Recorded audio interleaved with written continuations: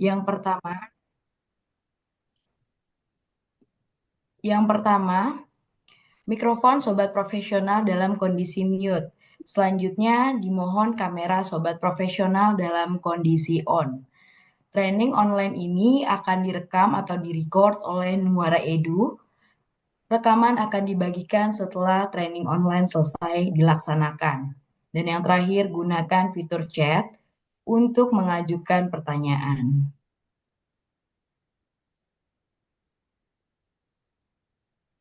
Baik, sebelum saya memulai, izinkan saya untuk memperkenalkan terlebih dahulu pemateri kita yang luar biasa pada malam ini.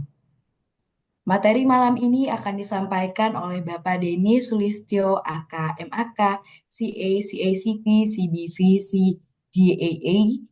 Beliau adalah ahli di bidang akuntansi keuangan, manajemen risiko, serta analisis kebijakan perpajakan. Dengan pengalaman luas dalam sektor keuangan dan perpajakan, beliau memiliki pemahaman yang mendalam mengenai regulasi serta implementasi carbon tax.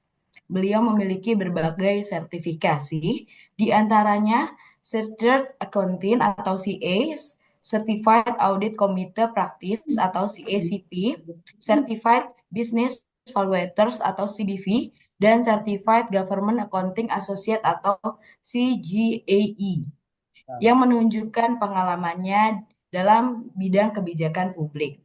Dengan latar belakang akademik dan profesional yang kuat, Bapak Denny Sulistyo akan membawa materi pengenalan carbon tax, regulasi, dan implementasi, di mana beliau akan membahas konsep dasar dari carbon tax, regulasi, dan yang mengaturnya, serta implementasinya dalam dunia bisnis keuangan. Dalam sesi ini kita akan mempelajari yang pertama konsep dasar carbon tax, yang kedua regulasi yang mengatur pajak karbon, dan yang terakhir implementasi carbon tax dalam dunia bisnis dan keuangan. Tentunya kita sudah tidak sabar untuk mendapatkan ilmu langsung dari beliau. Tanpa berlama-lama, kami persilahkan kepada Bapak Denny Sulistyo untuk memulai sesi pemaparan.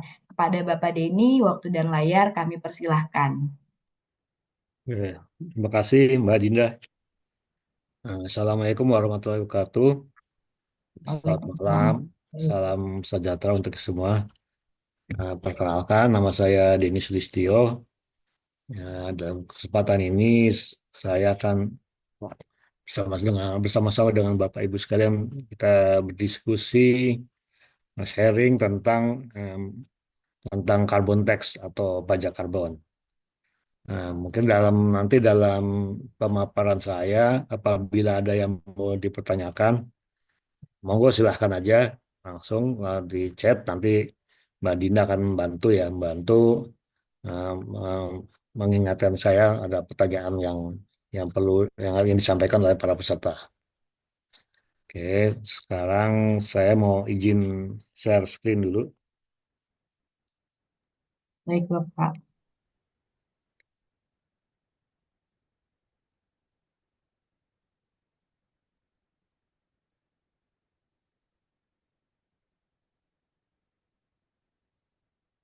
Sudah kelihatan ya?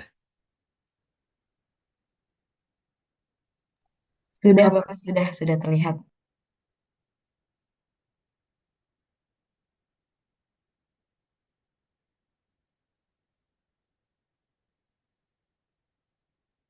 Oke, Bismillahirrahmanirrahim. Ya, kita akan ini Bapak Ibu sekalian, kita akan diskusi mengenai pajak karbon. Pajak karbonnya adalah suatu pajak baru yang dikenalkan oleh pemerintah Indonesia pada tahun 2021. Nah, kita dalam kesempatan ini eh, hari 2 hari ya kalau nggak salah ya. Hari ini dan besok, insya Allah kita membahas mengenai apa sih latar belakang terjadinya pajak karbon, kemudian tujuan dan manfaat dari pajak karbon itu, kemudian regulasi-regulasi yang terkait.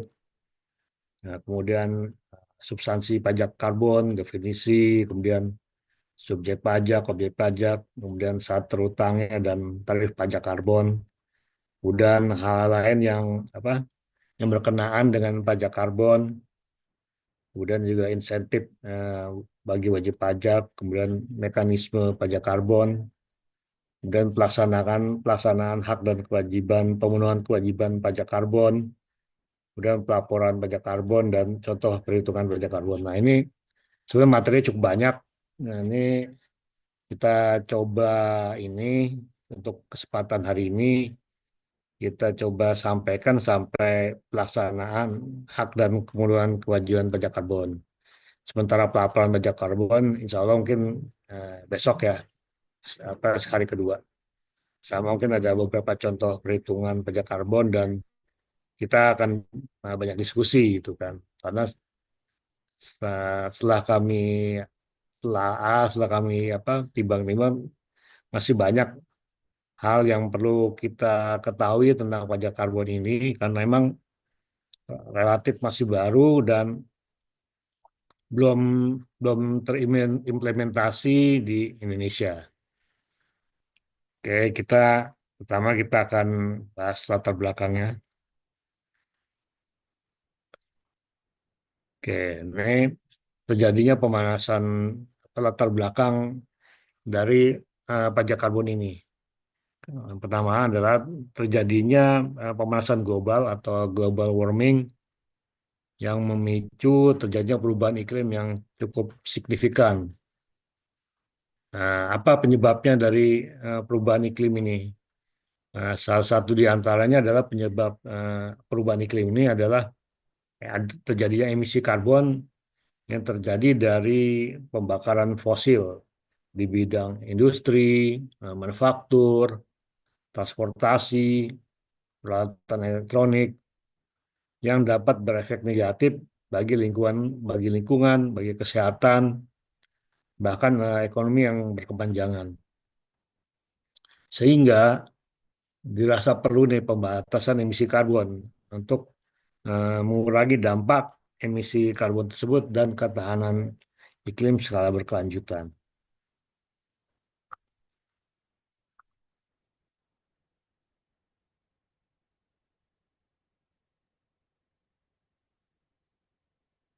Kemudian, nah ini. Mohon izin Bapak terputus. Oh ya, maaf, maaf. Kemudian latar belakang berikutnya adalah terjadinya penandatanganan perjanjian Paris Agreement. Nah, perlu ini kita sampaikan juga bahwa pada tahun 2015 Indonesia merupakan penghasil emisi gas rumah kaca yang terbesar keempat di dunia pada tahun 2015. Nah, ekonomi Indonesia pada saat itu merupakan yang terbesar ke-16 di dunia dan terbesar di Asia Tenggara.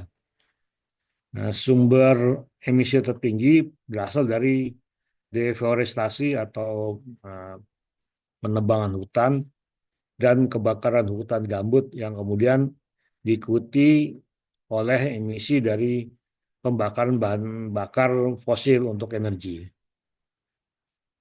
Nah, di sini di Indonesia sendiri eh, carbon disclosure tergolong sebagai tindakan sukarela sehingga tidak wajib bagi perusahaan yang melaporkan emisi karbonnya kepada publik. Nah, kemudian penandatangan perjanjian Paris ini eh, terjadi eh, rapatnya itu apa konferensinya itu ada 2015 dan baru ditandatangani tahun 2016. Isinya apa? Nah, isinya sebenarnya adalah kesepakatan global dalam menghadapi perubahan iklim oleh negara-negara yang memiliki komitmen. Nah, yang dinyatakan dalam NDC, Nationally Determined Contribution untuk periode 2030, 2020-2030. Nah, intinya sebenarnya dari perjanjian Paris ini adalah persetujuan untuk mengawal negara-negara untuk mengurangi emisi karbon dioksida dan gas rumah kaca yang lainnya untuk membatasi pemanasan global kepada cukup di bawah suhunya 2 derajat Celcius. Nah, kegiatan ini didukung oleh 195 negara anggota PBB yang dinyatakan dalam persetujuan resmi. Yang yang terbesar diantaranya itu adalah Amerika Serikat, Cina, Uni Soviet, Rusia, India, Jepang, dan Indonesia. Indonesia sendiri pada tahun 2016 telah meratifikasi Perjanjian Paris melalui Undang-Undang Nomor 16 tahun 2016. Kami coba lihat apa dari salah satu media, eh, siapa saja sih 10 besar penyumbang emisi terbanyak di dunia. Ternyata dari gambar ini kita melihat bahwa China adalah yang pertama tuh. Kemudian kedua Amerika Serikat, kemudian India, kemudian Rusia, Jepang, Indonesia, Iran, dan baru di sekitar 200-an negara lainnya. Nah, ada salah satu yang salah satu penulis lah ya, artikel ada salah satu artikel yang ditulis oleh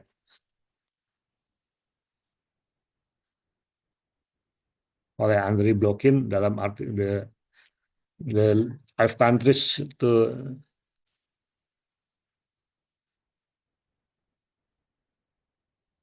five countries that produce the most carbon dioxide tahun 2024 menjelaskan bahwa negara penghasil emisi karbon dioksida terbesar adalah Cina, kemudian selanjutnya oleh Amerika Serikat, India, Rusia, Jepang.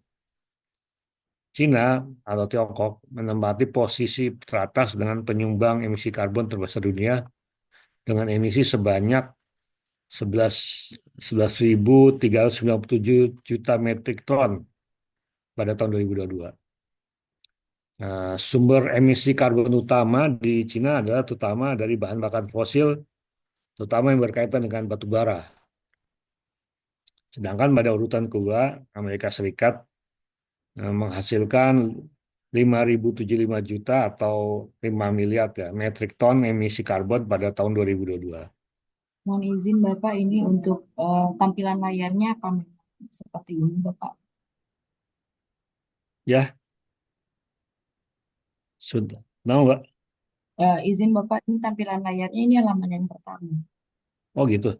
Iya, Tuh, saya kayak tadi sempat ini apa? Terputus tadi ini. baik Bapak. Stop share dulu. Stop share dulu ya. Baik Bapak. Tadi sempat taruh terputus dari koneksinya, jadi mungkin ini jadi ke delay. Baik Bapak.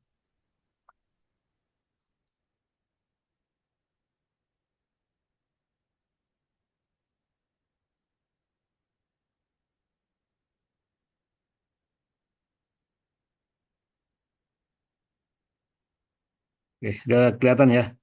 Izin Bapak masih halaman yang pertama. Iya ya. Emang saya baru ini pertama nih. Saya buka dari awal lagi.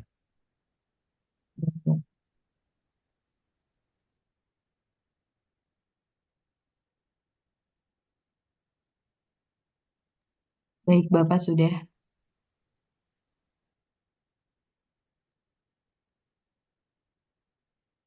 Oke, udah kelihatan ya apa namanya tabel ya.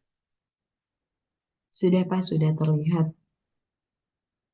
Oke, kita lanjutkan. Mohon maaf, tadi sampai ke ini ya Amerika ya. Amerika. Nah, sektor penyumbang emisi karbon terbesar di Amerika ada berasal dari sektor transportasi, kendaraan listrik dan industri.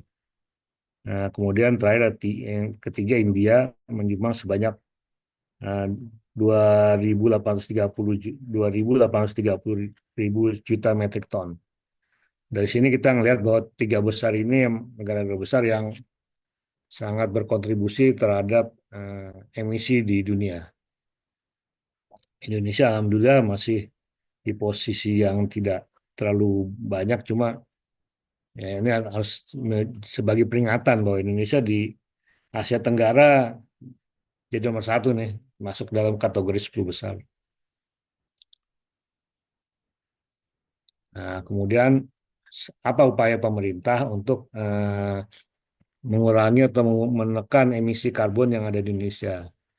Nah, ada beberapa cara, kemudian salah satu yang dipilih Indonesia adalah dengan menerapkan pajak karbon. Pajak karbon ini telah diterapkan oleh beberapa negara seperti Inggris, Singapura, Cina, Kanada, Jerman, Swedia, dan Malaysia. Nah, kemudian, pajak karbon ini pertama di Indonesia itu eh, di, terbit oleh eh, Undang-Undang Nomor 7 Tahun 2001 tentang harmonisasi peraturan perpajakan. Nah, kemudian dijabarkan lebih lanjut dalam Peraturan Pemerintah Nomor 50 Tahun 2022 tentang tata cara pelaksanaan hak dan pemenuhan kewajiban perpajakan dan dijabarkan lagi dalam Peraturan Menteri Keuangan atau PMK Nomor 81 Tahun 2024 tentang ketentuan perpajakan.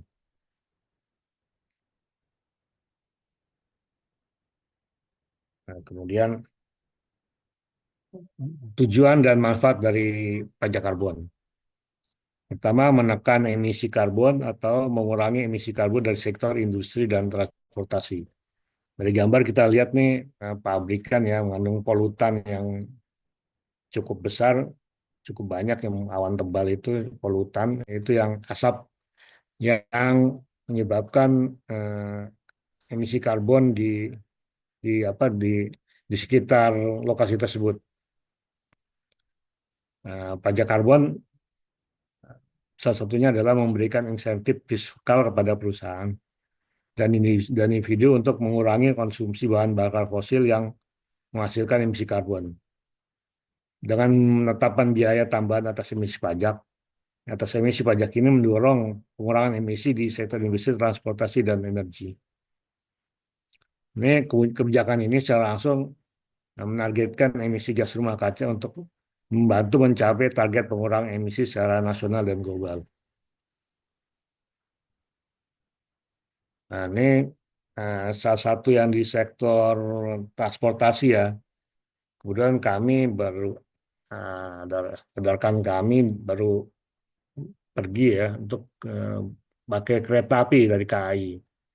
Dari di situ ada kelihatan apa di tiketnya atau tiketnya itu ada eh, jejak emisi ya, emisi karbon footprint, bahwa emisi CO2 yang dihasilkan oleh perjalanan ini katakan pertama dikatakan seperti ini kereta Argo Semeru. Dia ada 22,06 kilogram eh, CO2 ekuivalen. Mobil 71,09 kilogram CO2 ekuivalen. Dari dari sini kita bisa melihat bahwa ternyata dalam keseharian kita sudah ada beberapa perusahaan yang aware gitu ya dengan karbon karbon emisi karbon ini. Di situ dia menunjukkan bahwa eh, penggunaan transportasi umum dapat mengurangi mengurangi atau mengurangi besarnya emisi karbon yang ada di Indonesia. Nah, ini menurut saya ini suatu suatu langkah yang patut dicontoh di di tempat Bapak Ibu nanti ya. Nantinya bisa bisa jadi inspirasi bahwa ini ternyata kita sudah mulai ada yang menghitung mengukur besarnya emisi CO2 yang terjadi karena aktivitas yang dilakukan oleh perusahaan itu. Salah satunya di sini kereta api ya.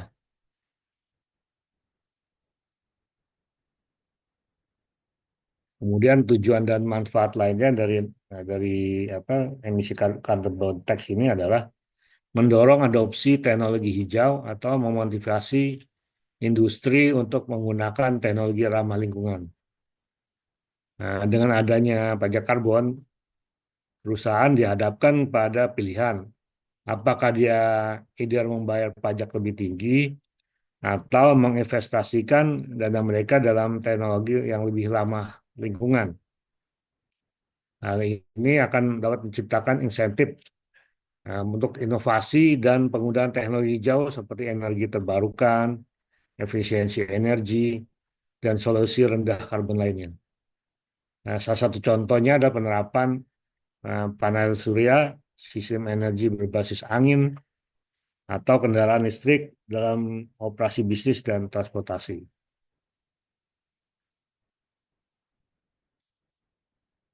Ketiga, sumber tujuan dari manfaat pajak karbon ini nanti akan sebagai menjadi sumber pendanaan lingkungan atau menggalang dana untuk inisiatif lingkungan seperti reboisiasi dan pengelolaan limbah.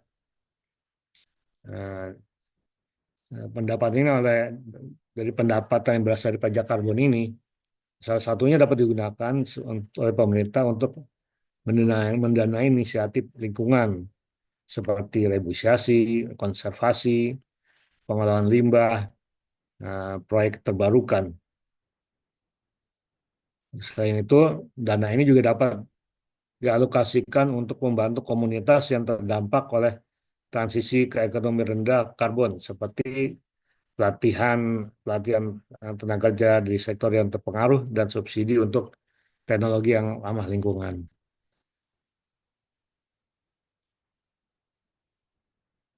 Keempat, meningkatkan kualitas udara.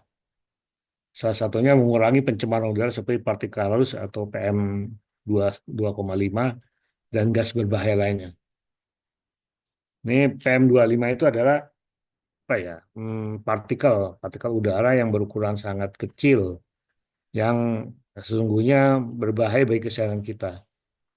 Nah, dia PM25 ini 2,5 ini merupakan singkatan dari particulate matter. Nah, karakteristiknya adalah berukuran kecil sekali, 2,5 mikrometer atau 0,0025 milimeter atau bahkan lebih kecil. Nah, dia ini terbentuk dari eh, campuran ratusan bahan kimia yang berbeda. Nah, posisinya di mana? Dia terdapat dalam asap dan dapat menempuh jarak jauh melalui angin kencang. Efeknya dalam jangka panjang eh, dampak positif bagi kesehatan masyarakat dan kesehatan lingkungan khususnya di daerah perkotaan dengan tingkat polusi tinggi. Ini sangat apa ya? eh, Sangat sebenarnya tidak sehat buat buat eh, hidup ya, karena menghidup udara yang penuh dengan polusi.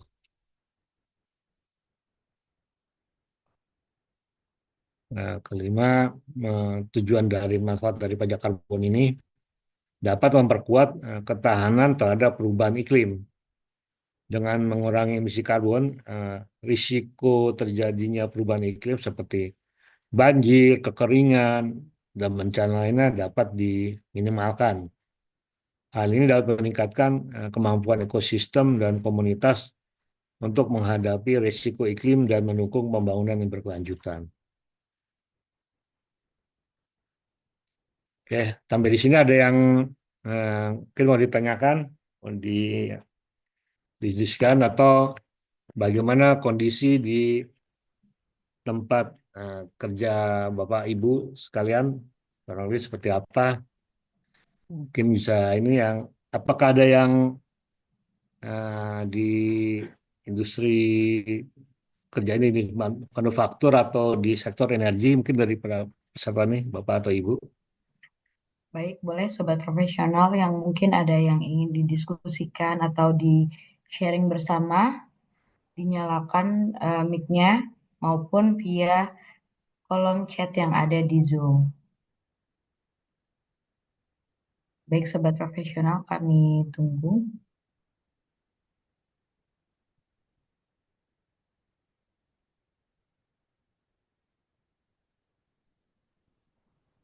Baik, untuk sobat profesional, sekali lagi, bila ada yang ingin ditanyakan maupun didiskusikan, silahkan menyalakan mic-nya maupun menggunakan fitur chat yang ada di Zoom meeting kita. Baik, terima kasih. Izin Bapak, sepertinya dilanjut terlebih dahulu. Oke, makasih Mbak Dinda. Tadi kita bahas mengenai latar belakang kenapa terjadinya pajak karbon ya, yang sampai pemerintah atau negara-negara di dunia tuh concern banget terhadap eh, kelestarian alam, terhadap pengurangan emisi karbon. Dan di sini sebetulnya nih bukan hanya emisi karbon, tapi juga terkait dengan apa ya namanya laporan keberlanjutan satunya, yang di salah satunya membahas masalah iklim, perubahan iklim, masalah emisi karbon. Nah, jadi saling berkorelasi sebetulnya nih, ininya antara antara laporan keberlanjutan atau bisa biasa disebut sustainability report dengan pajak karbon. Nah, untuk regulasi yang terkait dengan pajak karbon sebetulnya banyak ya. Ini saya coba yang apa yang kira-kira langsung berhubungan dengan pajak karbon, yang ada kaitannya dengan pajak karbon. Pertama, awalnya dari Undang-Undang Nomor 16 tahun 2016 tentang pengesahan atau ratifikasi Paris Agreement to the United Nations Framework Convention on Climate Change, Persetujuan Paris atas Konvensi Kerangka Kerja Perserikatan Bangsa-Bangsa mengenai perubahan iklim. Kemudian pada tahun 2021 terbitlah Undang-Undang Nomor 7 tahun 2001 tentang harmonisasi peraturan perpajakan. Saya ingat waktu awalnya ini cukup cukup heboh ya, udah rame masalah salah satunya masalah pajak penghasilan PPN yang diatur dalam Undang-Undang 7 Nomor 2001 ini. Kemudian eh, tindak lanjut dari Undang-Undang 7 Nomor 2001 ini adalah pemerintah menerbitkan Peraturan Pemerintah Nomor 50 Tahun 2022 mengenai tata cara pelaksanaan hak dan pemenuhan kewajiban perpajakan.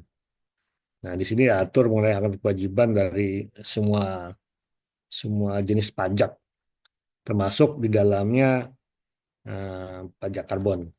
Oh, di Undang-Undang 7 Nomor 2001 ini diatur dalam satu pasal sebenarnya, pasal 13 di, di tentang pajak karbon. Nah, jadi pajak karbon itu ya relatif baru lah, pajak baru untuk Indonesia. Kemudian ada Perpres ya, Peraturan Presiden Nomor 98 Tahun 2001 tentang penyelenggaraan nilai ekonomi karbon untuk pencapaian target kontribusi yang ditetapkan secara nasional dan pengendalian emisi gas rumah kaca dalam pembangunan nasional. Nah, kemudian yang terakhir yang masih baru nih, kalau nggak salah bulan November terbitnya ini Peraturan Menteri Keuangan Nomor 81 Tahun 2024 tentang ketentuan perpajakan. Di sini mengatur sangat detail mengenai tata cara setiap jenis pajak. Nah, PMK-nya sendiri ini kalau nggak salah sekitar 600 halaman.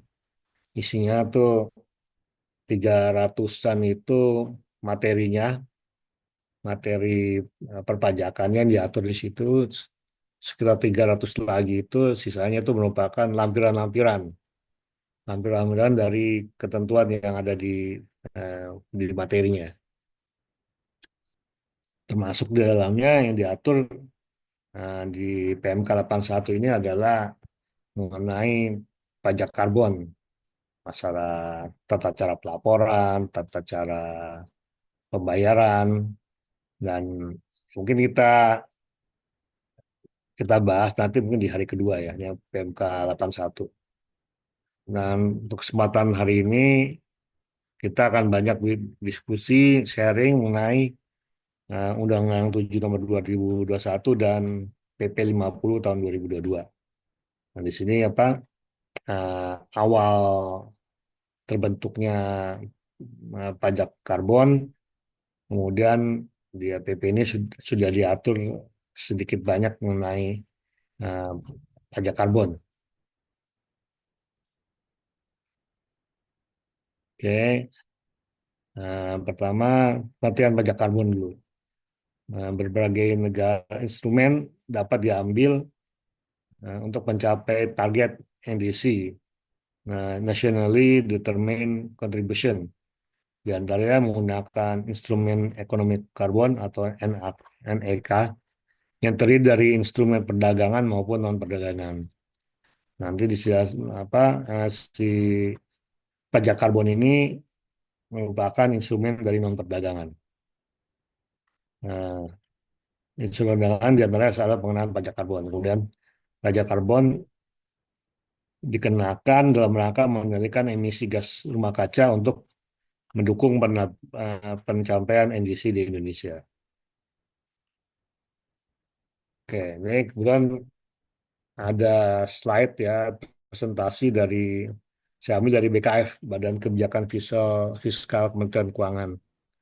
Ini saya pikir cukup apa relevan dengan topik kita.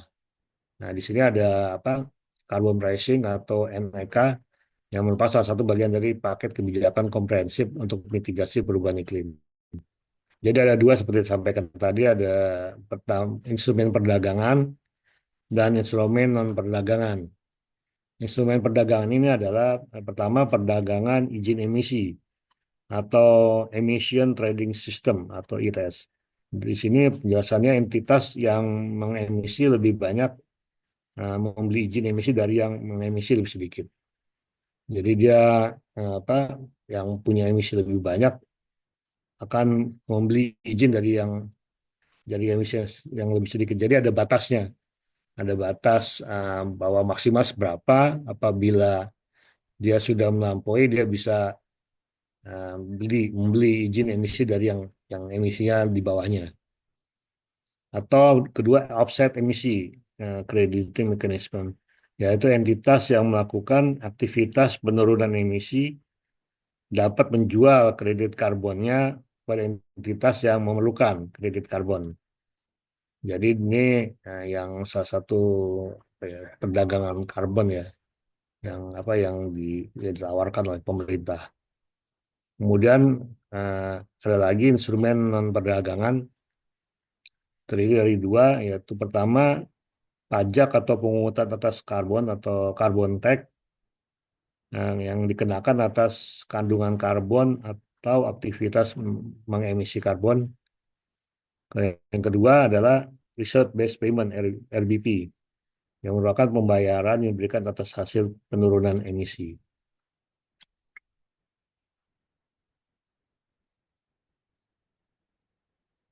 Nah, ini pajak karbon secara definisi dalam Undang-Undang 7 Nomor 21 Pasal 13. Pajak karbon merupakan pajak yang dikenakan atas emisi karbon yang memberikan dampak negatif pada lingkungan hidup. Nah, ini tercantum dalam Undang-Undang Nomor 7 Tahun 2021 Pasal 13. Nah, ini emisi karbon yang dimasuk di sini emisi karbon adalah emisi karbon dioksida ekuivalen atau CO2 ekuivalen. Nah, di sini adalah pajak karbon merupakan pajak yang dikenakan atas emisi yang memberikan dampak negatif pada lingkungan hidup. Nah, dalam penjelasan Undang-Undang 7 Tahun 21 itu, kriteria dampak negatif itu ada tiga. Pertama, penyusutan sumber daya alam. Kedua, pencemaran lingkungan hidup. Kemudian tiga, kerusakan lingkungan hidup. Ini hampir mirip ketiganya nih ya. Nah, hampir mirip. Apa bedanya gitu kan? Kalau penyusutan seperti apa, penyusutan sumber daya alam apa, pencemaran lingkungan hidup apa, kemudian kerusakan lingkungan hidup apa. Nah, kalau yang penyusutan sumber daya alam, nah ini terjadi karena pengurangan nilai aset karena pengolahan sumber daya alam. Nah, penyusutan ini disebut dengan namanya deplesi. Contohnya adalah pengambilan sumber daya alam secara besar-besaran untuk memenuhi bahan-bahan mentah, proses produksi yang mengurangi persediaan sumber daya alam. Ini contohnya ya.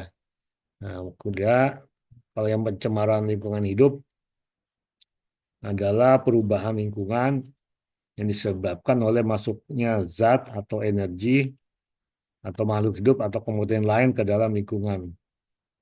Nah, perubahan ini dapat melebihi kemampuan ekosistem untuk mengimbanginya.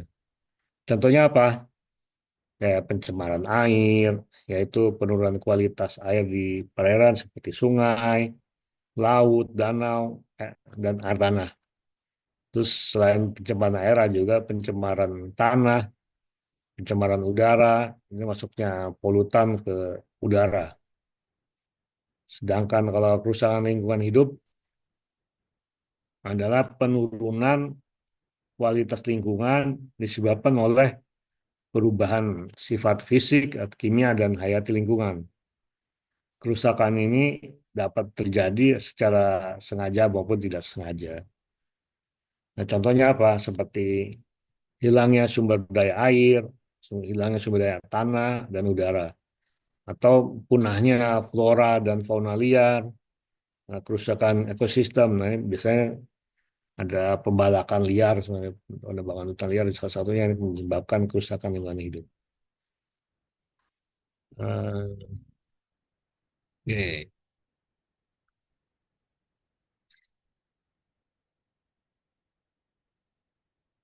Di pengenaan pajak karbon dilakukan dengan memperhatikan pertama peta jalan pajak karbon dan atau peta jalan pasar karbon. Kemudian peta jalan pajak karbon setidaknya memuat pertama strategi penurunan emisi karbon, kemudian sasaran sektor prioritas, kemudian keselarasan dengan pembangunan energi energi baru dan terbarukan, dan atau keselarasan antar berbagai kebijakan lainnya. Ini pajak karbon ini diyakini sebagai salah satu instrumen yang pengendalian iklim yang dapat dalam mencapai pertumbuhan ekonomi yang berkelanjutan atau sustainable economic sesuai dengan prinsip pencemar membayar atau polluters pay principle. Nah, kebijakan peta jalan ini ditetapkan oleh pemerintah dan dengan persetujuan DPR. Yang kami saya lihat nih peta jalan pajak karbon ini sebagai transisi untuk energi yang adil dan berkelanjutan. Ini mulai dari tahun 2021 dan terbitnya Undang-Undang 7 Nomor 2021 peta jalannya ya. Pertama penetapan Perpres nilai ekonomi karbon, kemudian ada penetapan Undang-Undang HPP harmonisasi peraturan perpajakan dengan salah satu klausulnya yang adalah memasukkan pajak karbon. Kemudian pengembangan mekanisme teknis pajak karbon dan busa karbon. Kemudian coba piloting perdagangan karbon di sektor pembangkit oleh Kementerian ISDM dengan harga rata-rata 30.000 per ton CO2 ekuivalen. Kemudian evaluasi penyelenggaraan piloting perdagangan karbon di sektor pembangkit oleh Kementerian SDM.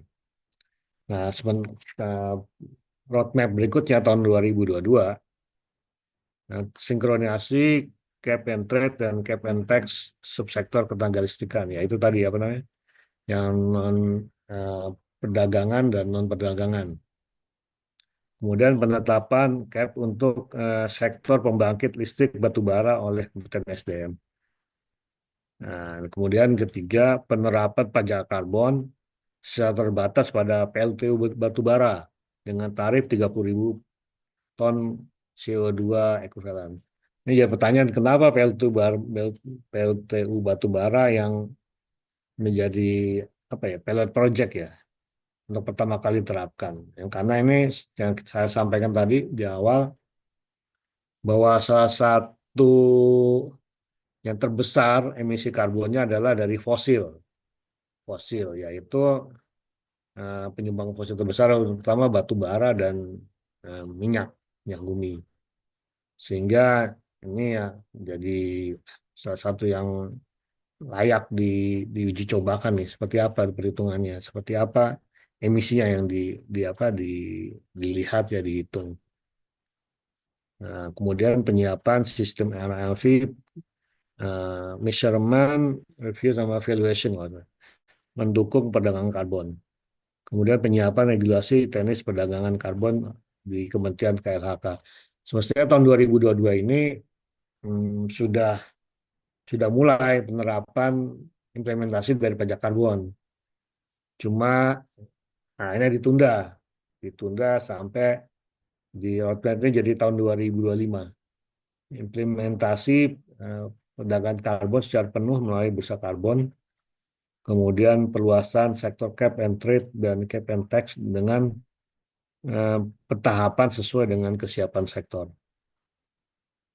Nah, di sini seharusnya 2025 sudah kalau dari roadmap-nya ya, perjalanannya sudah seharusnya sudah implementasi. Cuma sekarang sudah udah masuk 2025, udah menjelang akhir Februari, masih belum ada dari pemerintah, masih belum ada tanda-tanda. Ini mungkin salah satu penyebabnya karena apa ya, perekonomian ya. Pemerintah akan mengevaluasi perekonomian secara nasional dan global. Seperti apa? Apakah terjadi peningkatan atau penurunan? Alasan berikutnya yang, yang analisis saya itu karena pas akhir 2024 kita nah, perusahaan gitu ya disibukkan dengan implementasi aplikasi perpajakan baru Cortex, dan itu yang menjadi isu ya, isu nasional, sehingga karena belum belum apa ya, running smooth ya, belum berjalan dengan lancar aplikasinya, sehingga menyebabkan beberapa pelaporan seperti pelaporan pajak PPN ya dan lain-lain jadi terhambat ya. Itu mungkin salah satu penyebab jadi implementasi pajak karbon ini jadi agak tertunda, delay. Nah, ya kita menunggu nih sampai Menteri Keuangan atau Menteri Perekonomian akan menyampaikan kapan akan mulai diterapkannya pajak karbon ini.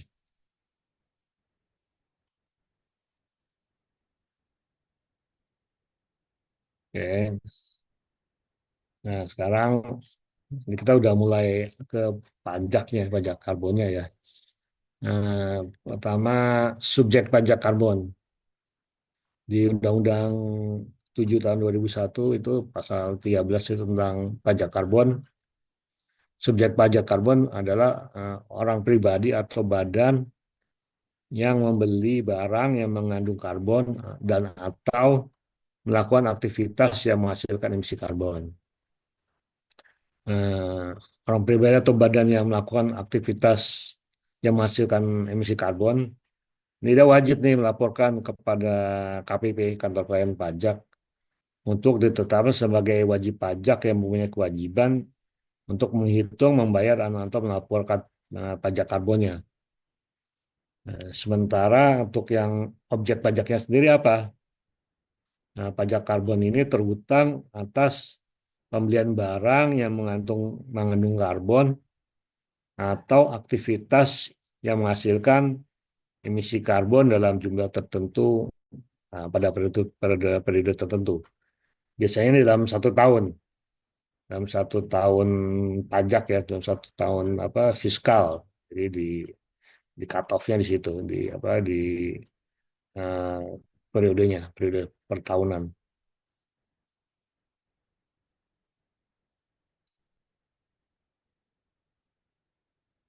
Nah, kemudian ini tadi disebutkan definisinya itu membeli barang yang mengandung karbon atau apa objeknya ya, pembelian barang yang mengandung karbon atau aktivitas yang menghasilkan emisi karbon. Barang yang mengandung karbon itu diantaranya apa bahan bakar fosil yang menyebabkan emisi karbon. Nah, termasuk dalam cakupan membeli adalah membeli barang berisikan apa disebutkan pembelian barang yang mengandung karbon. Nah, dalam eh, penjelasannya yang termasuk dalam cakupan membeli barang itu adalah membeli barang yang menghasilkan emisi karbon di dalam negeri dan diimpor dan impor, dalam barang dalam negeri dan barang impor. Aktivitas kita yang menghasilkan apa namanya emisi karbon Nah, ini berasal dari pertama saya seperti sampaikan tadi itu pertama sektor energi ini yang paling besar nih. Nah, yaitu pembangkit listrik, tenaga fosil, seperti batu bara, minyak bumi, sehingga yang tadi kan apa pas di roadmap tadi yang paling salah satu yang jadi proyek pertama itu adalah PLTU batu bara karena dia yang paling besar nih ya. Karena salah satu yang besar emisi karbonnya. Kemudian kegiatan produksi, kemudian penyediaan bahan bakar. Contohnya nih. Nah, kemudian sektor lain seperti pertanian, nah, yang yang besar lah, yang besar-besar itu apa yang menyebabkan emisi karbon? Pertama, pembakaran lahan. Kemudian penggunaan pupuk nitrogen. Nah, ini kan cukup cukup besar ini ya, apa emisi yang dihasilkan oleh aktivitas pertanian ini. Kalau di sektor kehutanan, pertama kebakaran hutan dan terutama hutan gambut ya, hutan gambut itu cukup cukup besar. Sempat di Kalimantan ya beberapa tahun yang lalu itu sangat sangat masif ya, itu sangat mencemari lingkungan, sangat apa membuat apa emisi yang ada di Kalimantan sangat sangat besar. Kemudian perubahan lahan, pembakaran lahan, kemudian pembajakan tanah atau penggunaan pupuk.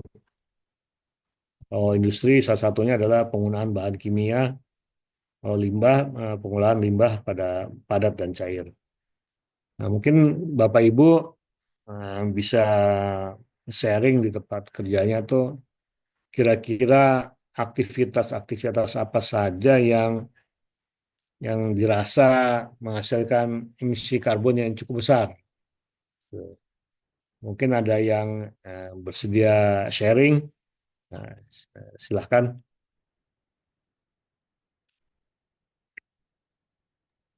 Baik, mungkin sahabat, sobat profesional ada yang bekerja di perusahaan yang menghasilkan emisi karbon yang besar. Mungkin bisa kita diskusi bersama, maupun bila sobat profesional ada yang ingin ditanyakan, mungkin bisa mengangkat tangannya.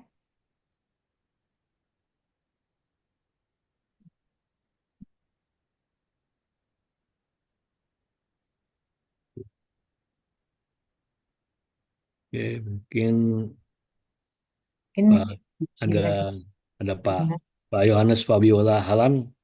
ya, Semalam, Pak.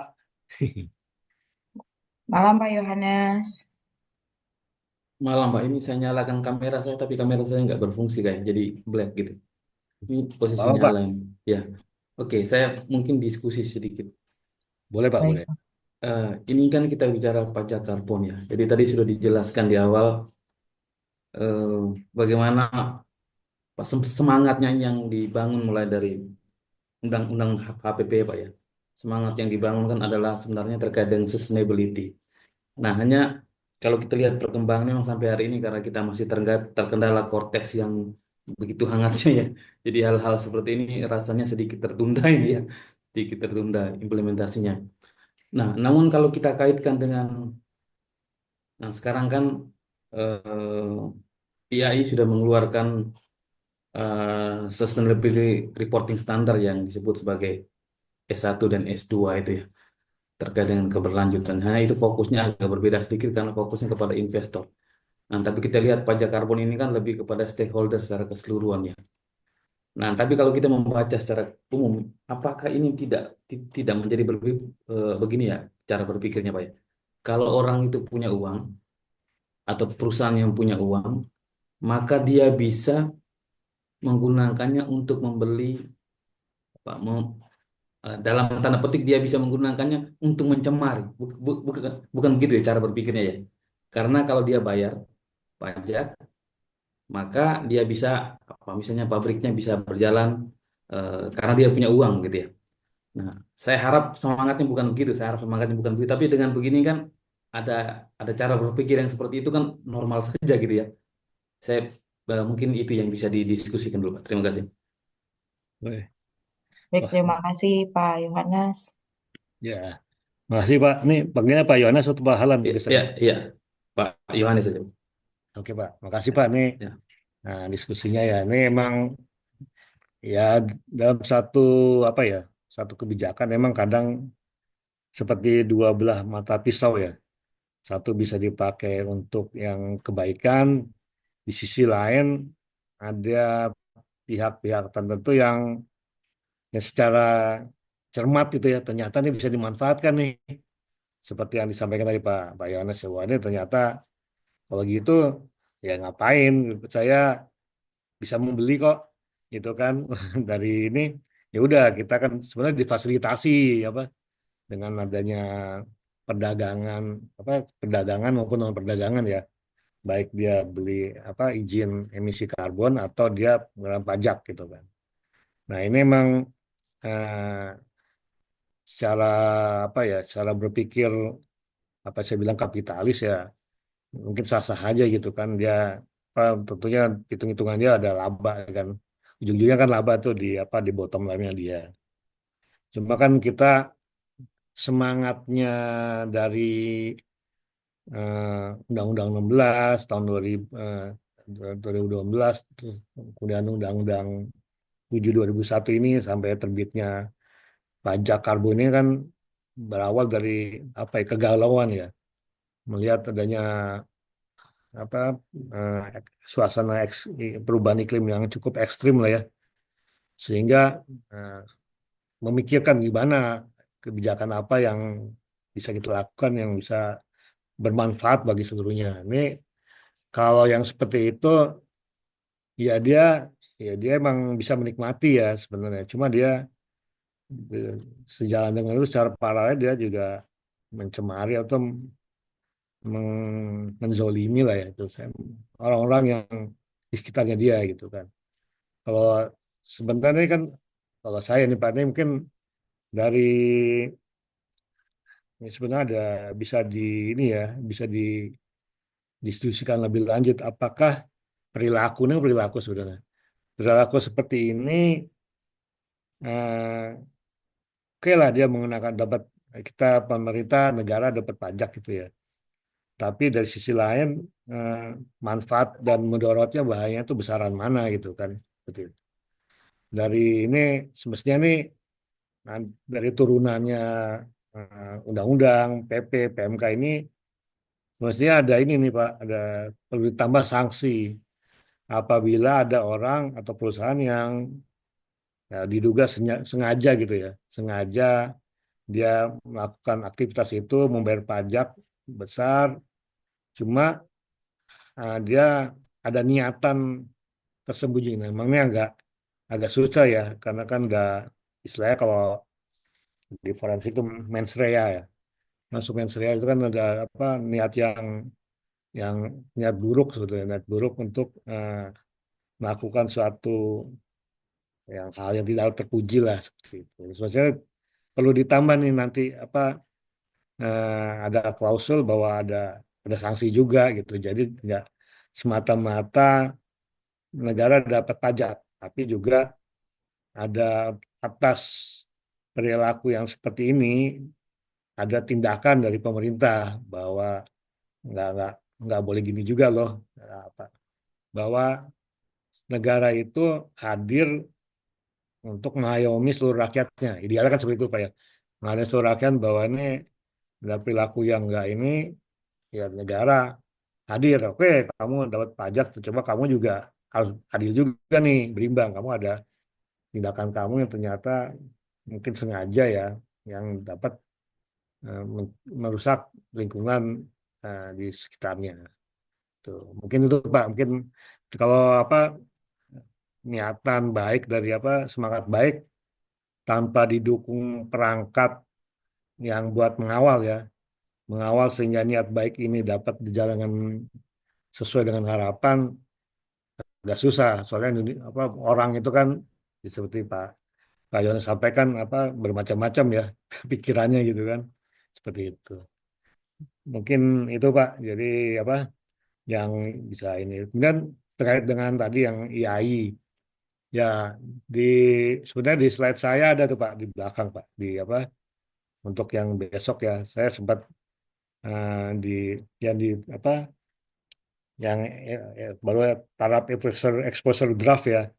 Ya, Exposure draft yang ada di paragraf 29 kalau saya tuh. Ya ini mencantumkan perubahan iklim.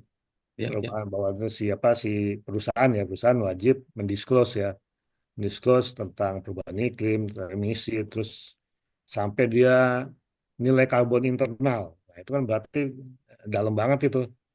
Nah, itu yang eh, sebenarnya relate nih, relate dengan si karbon. Kenapa ini kan yang didisclose sama dia sebagai apa eh, aktivitas dia pertanggungjawaban ya, akuntabilitas dia terhadap pelaksanaan eh, apa SR ya sustainability dia atau keberlangsungan dia salah satunya adalah bagaimana dia mengelola memanajemen emisi karbonnya dan angka-angka itu kan keluar nanti angka-angka tuh nanti dia ini mungkin sebagai dasar kita sebagai dasar pengenaan pajak gitu jadi ya, kalau harapan saya sih ini bisa ini ya bisa kantor pajak nanti bisa ngelihat dari apa dari yang didisclose di laporan dia entah nanti yang di laporan tahunan atau di masuk di catatan laporan keuangan atau di mana gitu itu bisa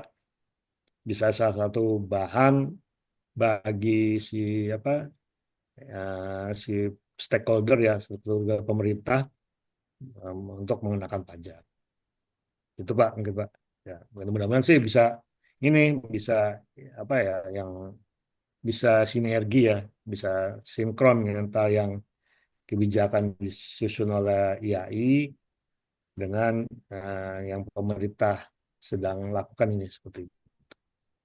Oke, Pak. Terima kasih Pak untuk tanggapannya. Mungkin ada lagi Pak ya, atau ya, yang ya. Oh ya, tapi itu materi yang biasa Pak. Hanya saya kalau kita lihat dari exposure draftnya punyanya IAI itu kan ikut ISSB ya. Jadi itu kan fokusnya kepada investor. Jadi bagaimana yang kedua itu kan terkait dengan climate ya. Bagaimana perubahan itu berpengaruh terhadap perusahaannya. Jadi betul. garisnya kan ke dalam. Bukan bagaimana perusahaan itu bertanggung jawab atas masyarakat di luar, bukan begitu ya. Karena ini kan sangat ya akuntansi kan begitu ya. Jadi bagaimana hubungannya karena kalau saya lihat dengar beberapa kali apa diskusi itu garisnya ke dalam dia bilang beda dengan JRI yang garisnya adalah ke stakeholder keluar. Jadi bagaimana climate change itu dia harus mengungkapkan supaya perusahaannya itu dalam kondisi yang seperti apa gitu ya. Nah, ini kan menjadi sedikit apa paradoks ya menurut saya. Saya begitu ya, karena bagaimanapun itu kan fokusnya kan kepada investor, bukan bukan pilar stakeholder. Misalnya kita bicara masyarakat, kita bicara kaum miskin dan lain-lain, bukan begitu kan? Nah ini, dan yang kedua ini terkait dengan karbon hari ini saya kita belum masuk ke perhitungannya. Hanya saya membayangkan bagaimana ya cara menghitungnya. Ya mungkin nanti akan kita lihat. Karena kalau pajak yang lain kan mudah ya. Nah ini kan harus benar-benar jujur untuk mengatakan ini jumlahnya berapa. Nah ini kan terus alatnya seperti apa untuk menghitung ini kan pasti butuh investasi ini. Bayangan saya begitu Pak, kira-kira Pak. Iya, iya Pak benar Pak. Nih ya, ya makanya kan dengan adanya apa yang IAI buat itu kan sebetulnya ya selama ini tersembunyikan ya tidak pernah terungkap oleh perusahaan dia mau nggak mau jadi ini kan didisclose itu Pak. Ya, mungkin selama ini kan ada laporan CSR ya CSR, laporan apa atau JSL gitu bagi BUMN gitu ya. Itu mungkin nggak cuma apa menampilkan aktivitas dia terhadap lingkungan sekitarnya gitu kan.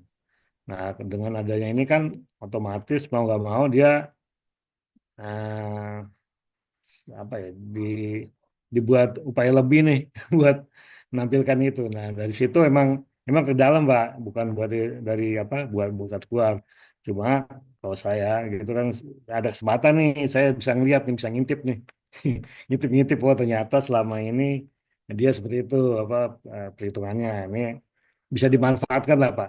Jadi kan emang itu tujuan buat investor gitu ya, untuk menilai si apa perusahaan ini peduli atau enggak gitu kata people, planet atau profit gitu kan.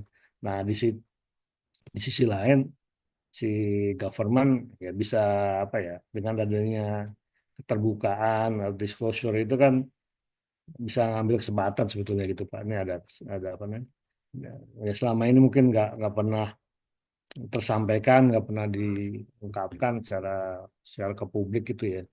Akhirnya Tapi itu bisa menjadi bumerang, Pak. Saya ya rasa sih orangnya nggak mau ya. Masa kita mengungkapkan kita punya kekurangan gitu bisa menjadi bumerang untuk perusahaan itu sendiri ya. benar Pak. Cuma kan kadang di sini di apa ada safeguardnya juga di Evosor Draft itu kan bahwa ada klausul kalau dia ada nggak material atau apa namanya bukan masuk rahasia lah yang kategori rahasia jadi dia nggak masih bisa nggak perlu terlalu dalam mengungkapkannya gitu Pak seperti itu jadi emang ya apa ya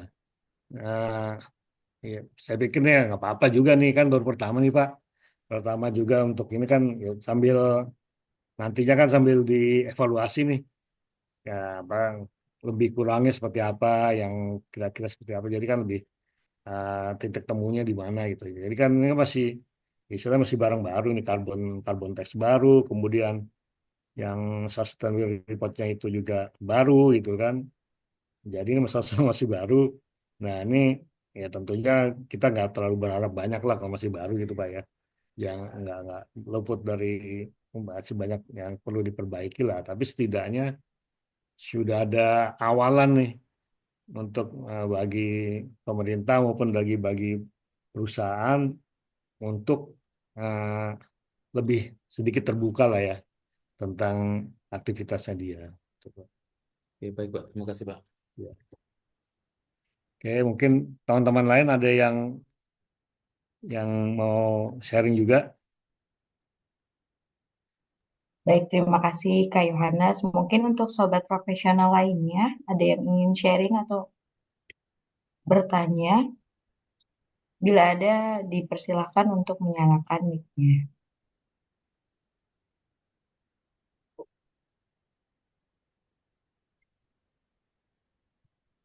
Kak Alexander mau bertanya?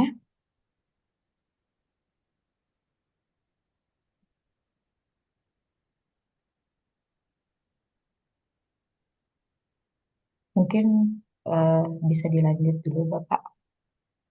Oke, nah, baik.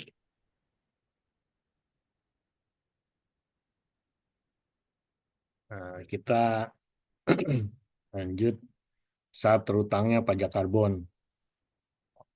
Nah, pada saat pembelian barang yang mengandung karbon, kedua, pada akhir periode tahun kalender atau aktivitas yang menghasilkan emisi karbon dalam jumlah tertentu atau saat lain yang diatur dan berdasarkan peraturan pemerintah. Nah, ini sebetulnya eh, menarik nih untuk dibahas nih. Oh, di dunia nyatanya seperti apa gitu kan. Mungkin Pak Ali Aidit mungkin mau berkenan ini Pak, eh, pengalamannya seperti apa dalam di perusahaannya. Apakah ada apa namanya ada yang terkait dengan emisi karbon di perusahaan Bapak gitu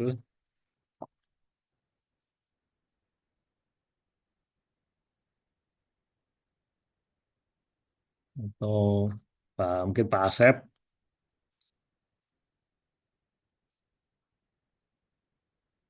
Monggo Pak, ini kesempatan bagi kita untuk diskusi saya di sini eh, bukan orang yang paling tahu ya. Saya juga masih belajar di sini karena ini yang barang baru ya. Eh, kita belajar masih KPP juga orang pajak juga belajar juga nih. Masih masih belum ini kita kesempatan kali ini kita akan apa ya memperkaya wawasan kita nih. Nah, siapa tahu mudah-mudahan berguna buat dalam pelaksanaan tugas Bapak Ibu sehari-hari di tempat kerja.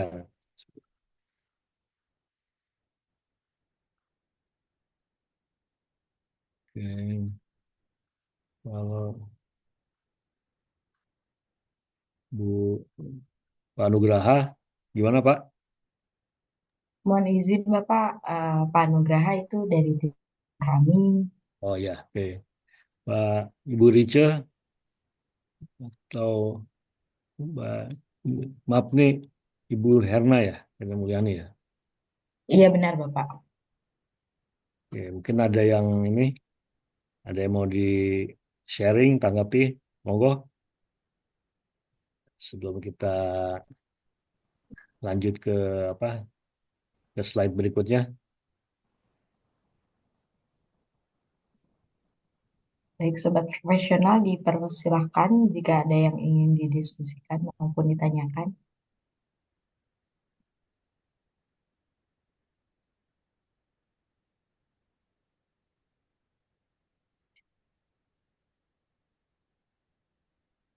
Sepertinya dapat dilanjut Bapak.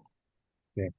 Dan ini mungkin saya tambahin pajak karbon atas pembelian barang yang mengandung karbon di dalam negeri terutang dan dipungut serta disetor oleh pemungut pajak memungut pajak karbon di tempat dilakukannya penjualan barang yang mengandung karbon.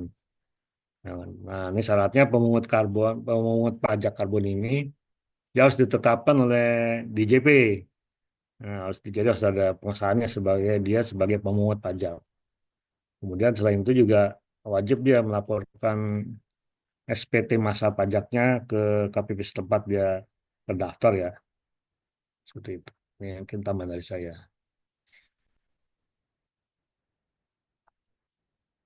Nah, ini kemudian perhitungan pajak karbon terutang atas keseluruhan nilai pembelian barang yang mengandung karbon atau aktivitas yang menghasilkan emisi karbon. Nah, dengan mempertimbangkan nilai faktor emisi yang ditetapkan oleh kementerian dan atau badan atau lembaga yang memiliki kompetensi dan kewenangan melakukan pengurangan nilai faktor emisi. Ini bisa aja lembaga seperti Kementerian SDM, ada Kementerian KLHK. Apa sih nilai faktor emisi itu?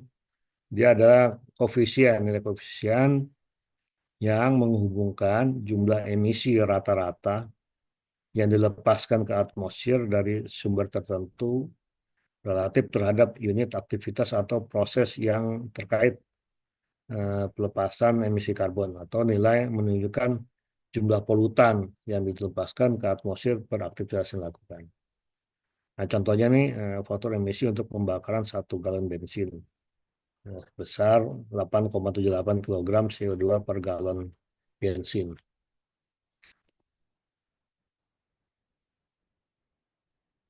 Kemudian tarif tarif pajak karbon. Ini tarif pajak karbon ditetapkan lebih tinggi atau sama dengan harga karbon di pasar karbon per kilogram karbon dioksida ekuivalen atau CO2 ekuivalen atau satuan setara.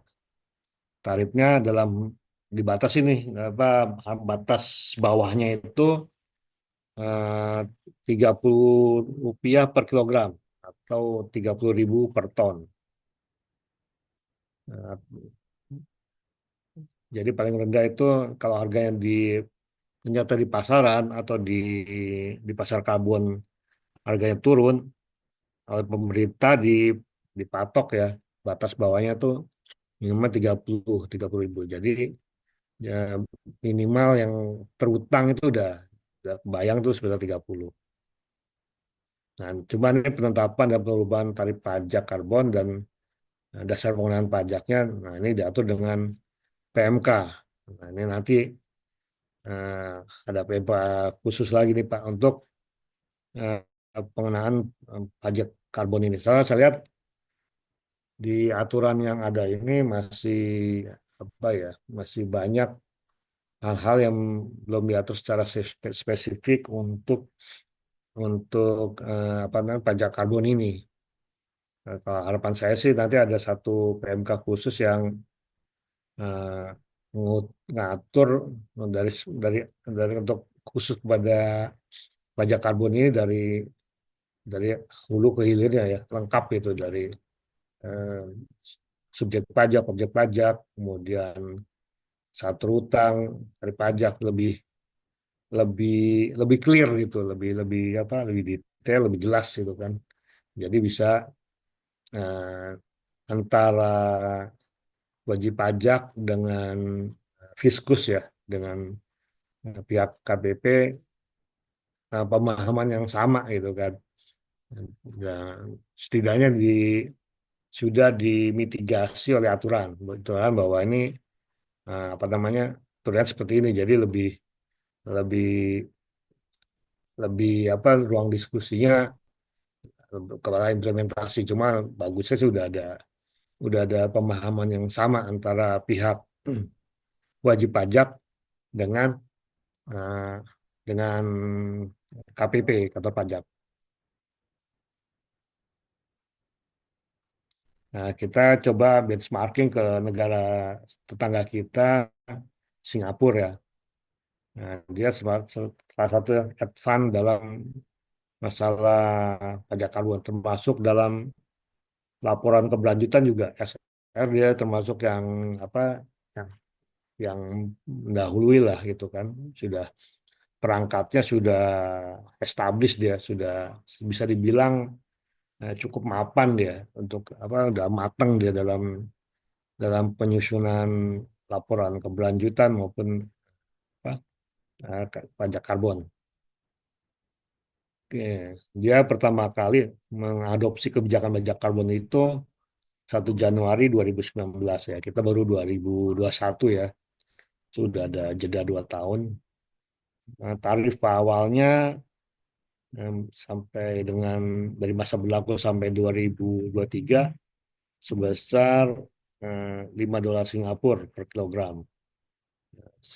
Satu satu dolar berapa sekarang ya? Pemerintah kemudian menerapkan kenaikan tarif secara gradual, di mana tahun 2004 ditetapkan sebesar $25 Singapura, dari $5 jadi 25. Kemudian naik lagi 45 untuk tahun 2026. Oh, dari hasil apa, pengenaan pajak karbon ini, itu Singapura sudah bisa mengumpulkan penerimaan sebesar 215 juta Singapura dolar pada tahun 2023. Nah, ini akan diperkirakan meningkat pada tahun 2024 dengan kenaikan, sering dengan kenaikan tarifnya ya. Jadi kita lihat nih potensinya cukup besar nih untuk dari apa namanya, dari sektor pajak karbon ini. Padahal kita tahu kan apa namanya, Singapura ini kan negara negara kecil ya, negara kecil bisa menghasilkan pajak karbon sebesar itu. Dia gimana Indonesia gitu kan, Indonesia dengan beraneka alam, beraneka industri dari Sabang sampai Merauke, tentu harapannya tuh akan lebih besar lagi yang akan didapat Indonesia. Ya walaupun namanya pajak ya, pajak kan apa ya, pemaksaan ya. Pasti ada celah-celah orang menghindari ya, menghindari pajak gitu. Tapi setidaknya yang bisa ditangkap nanti apa yang potensi yang bisa ditangkap ya, bisa direalisasikan sebagai penerimaan, bisa bisa lebih besar lagi buat buat negara.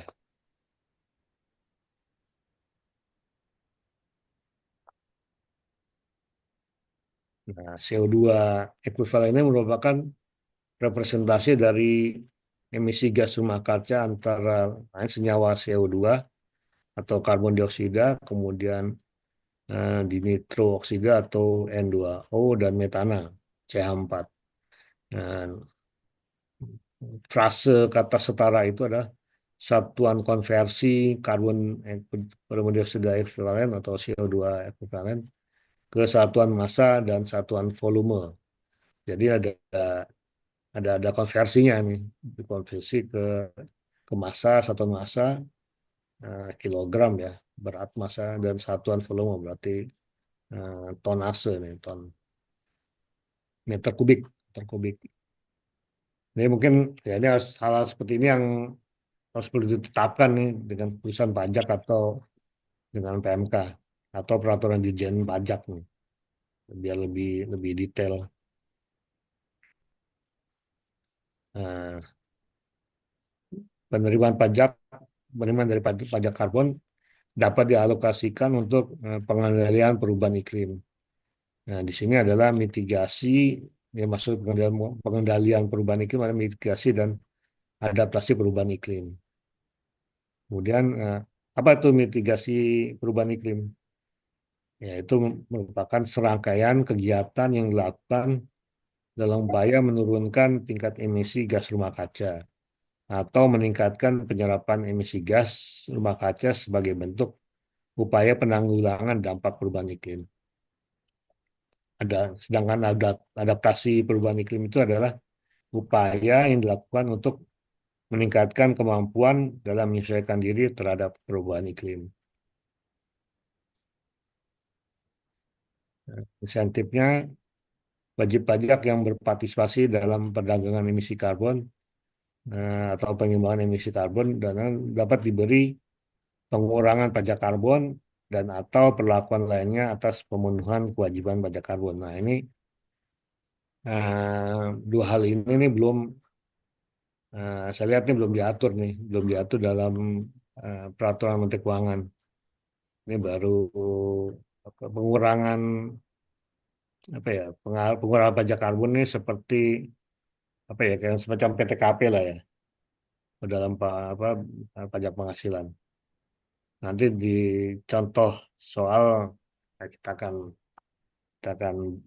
sampaikan. Oke. Perdagangan emisi karbon, nah, yaitu mekanisme transaksi antara pelaku usaha dan atau kegiatan yang memiliki emisi melebihi batas atas emisi yang ditentukan. Nah, penimbangan atau offset emisi karbon adalah pengurangan emisi karbon yang dilakukan usaha dan atau kegiatan untuk mengkompensasi emisi yang dibuat di tempat lain. Nah, ini nanti ada apa contohnya, eh, seperti apa skemanya. Nah, ini ada dalam seperti saya sampaikan tadi di dalam Undang-Undang HPP ini 7 2001 ini skema pajak karbon dan perdagangan seperti ini ya. Pertama, cap and trade. Pemerintah menetapkan batas maksimum emisi atau cap. Perusahaan yang melampaui batas atas harus membeli izin emisi dari perusahaan lain yang emisinya di bawah batas. Nah, kemudian kedua, cap and tax, yaitu jika perusahaan tidak memiliki izin emisi, kelebihan emisi akan dikenakan pajak karbon.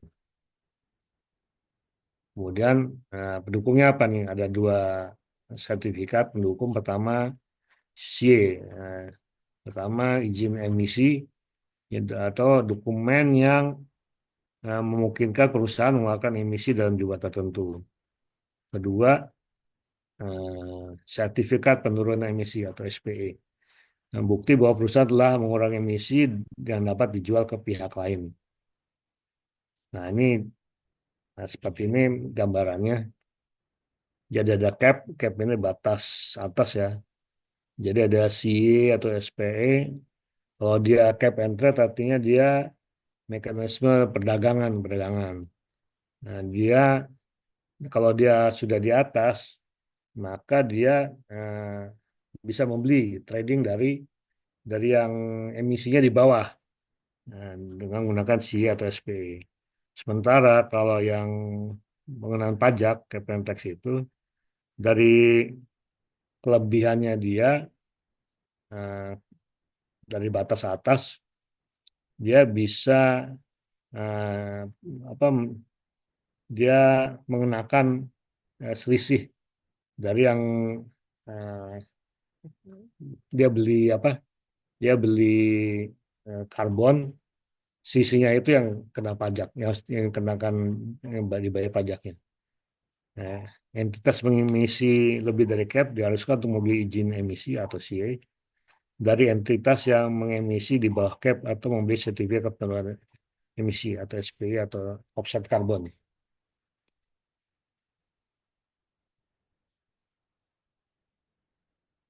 Nah, ini nah, kemudian tadi setelah undang-undang, kemudian eh, turunannya adalah peraturan pemerintah. Dan ini peraturan pemerintah nomor 50 tahun 2022. Nah, untuk yang pajak karbon ini itu diatur di dalam dua pasal, pasal 69 dan pasal 70. Oke, jadi masalah pembayaran nih. Pajak karbon dilunasi dengan cara pertama dibayar sendiri oleh wajib pajak, kemudian dipungut oleh pemungut pajak karbon. Tapi dengan catatan bahwa pemungut itu harus ditetapkan atau disahkan oleh kantor pelayanan pajak.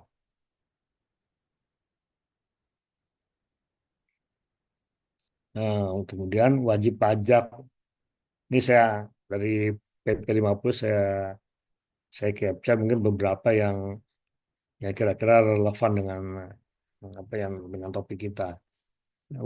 Wajib pajak yang melakukan aktivitas yang menghasilkan emisi karbon wajib menyampaikan SPT tahunan untuk melaporkan penghitungan dan atau pembayaran pajak karbon paling lama 4 bulan setelah tanggal akhir tahun kalender. Berarti 4 bulan, berarti bulan maksimal bulan April. Sesuai ketentuan dalam pasal 3 ayat 1 Undang-Undang KUP, Ketentuan Umum dan Tata Cara Perpajakan. Nah, dikecualikan adalah WP dengan kriteria tertentu. Nah, kita, kalau kita lihat pasal 3 ayat 1 Undang-Undang Ketentuan Umum Perpajakan, di situ ada disampaikan bahwa SPT harus disampaikan secara benar, lengkap, dan jelas. Dalam bahasa Indonesia menggunakan huruf Latin dengan angka Arab. Kemudian dalam satuan mata uang rupiah ditandatangani oleh pejabatnya, direksi, dan disampaikan kepada KPP. Nah, di sini ada pengecualian dengan kriteria tertentu. Kriteria tertentu itu salah satunya adalah apa ya, batasan kapasitas pembangkit listrik. Jadi mungkin kalau di bayangan saya nih, batasan kapasitas pembangkit listrik eh, bisa jadi dia satuannya beda, satuannya atau eh, nilainya beda, nilai rupiah mungkin pakai dolar atau apa gitu ya. Jadi eh, sehingga dia dikecualikan dari apa dari SPT ini, dari ketentuan ini.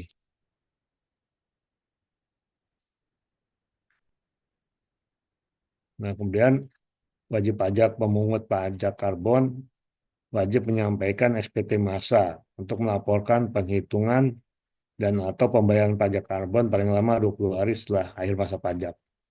Jadi nanti ada SPT masa bulanan dan SPT tahunan. Nah, ini SPT masa paling lambat disampaikan 20 hari setelah akhir masa pajak.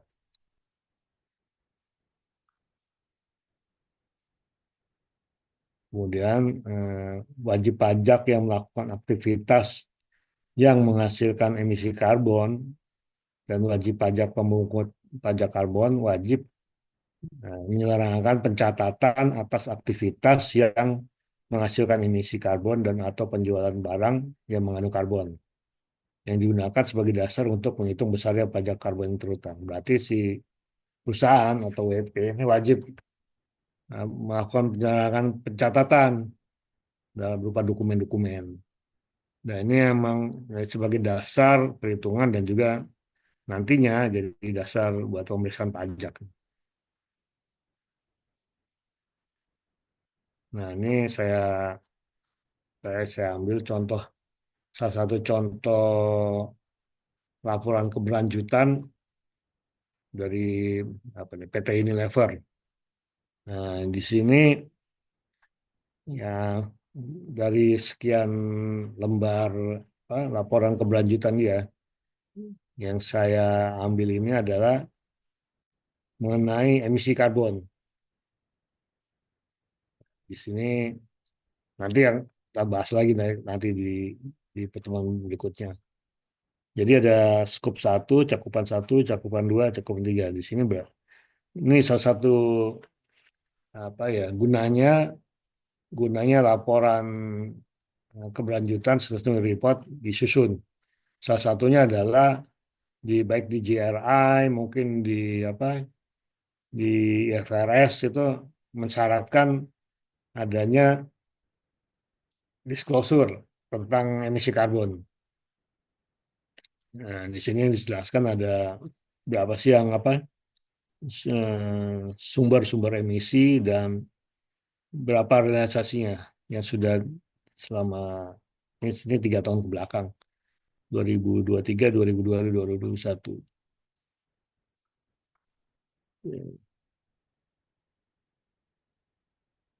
Oke, yang untuk materi sesi ini hmm, saya cukupkan. Mungkin ada yang mau ditanyakan, monggo silahkan.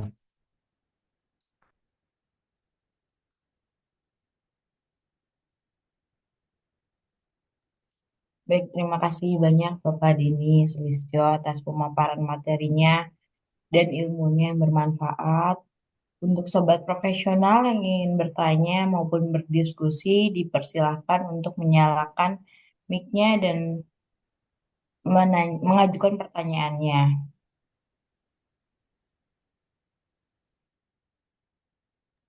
Baik, kepada sobat profesional mungkin bisa raise hand dulu untuk bertanya, nanti akan kami persilakan untuk mengajukan pertanyaannya. Mungkin ada yang ingin didiskusikan.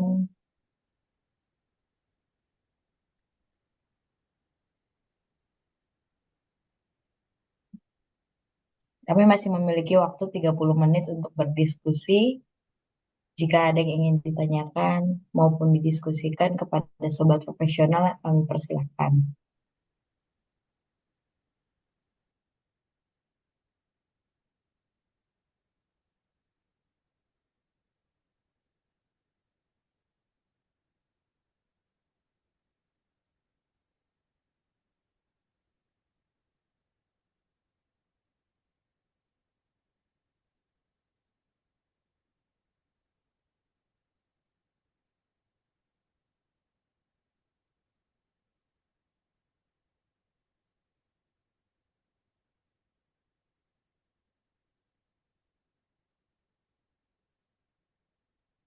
Oke.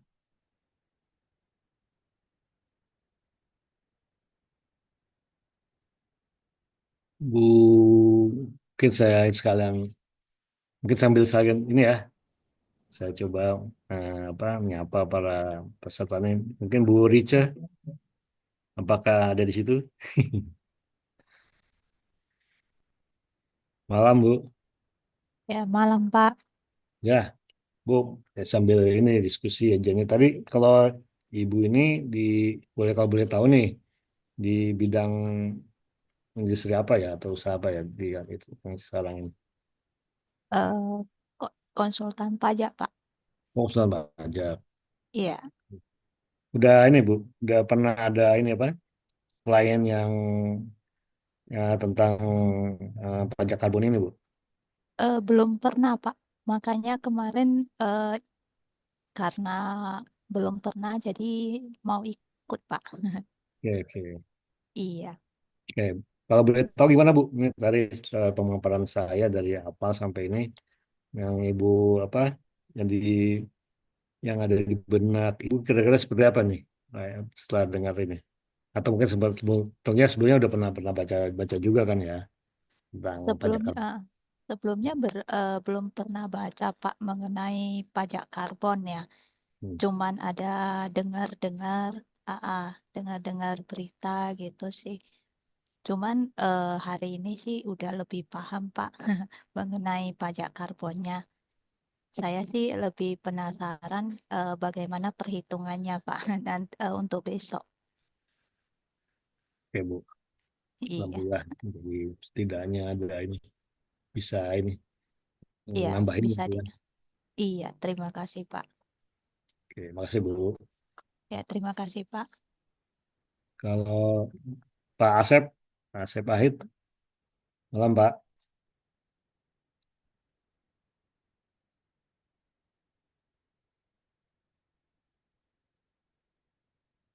Hmm. Bu Bu Herna,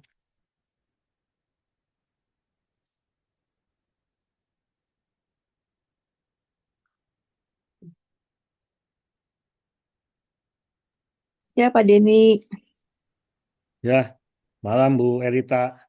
belum Pak. Ini kan kita bahas tentang pajak karbon ya, Pak.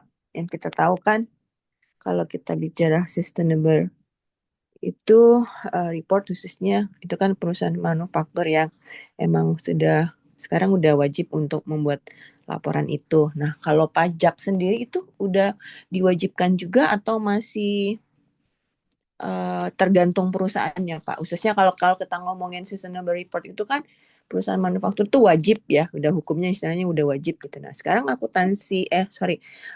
pajak karbon sendiri itu juga sama ya, Pak, untuk perusahaan-perusahaan yang manufaktur tadi.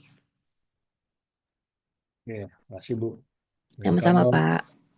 kalau masalah ini kan peraturan ya pajak, pajak berarti kan berlaku untuk umum ya, untuk semua jenis berarti Bu. Mm-mm. Nah, mungkin saya nggak tahu nih, soalnya kan secara secara roadmap seharusnya tahun 2025 ini sudah mulai diterapkan.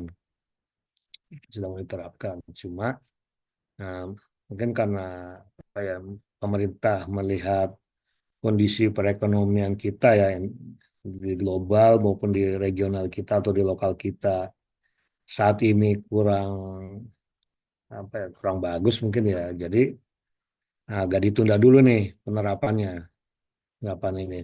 Dan juga kemarin kan pas bulan apa ya, Desember ya. Desember kita kan sibuk dengan ini nih, dengan adanya kehadiran aplikasi pajak baru ya, Kortek tuh. Sehingga eh,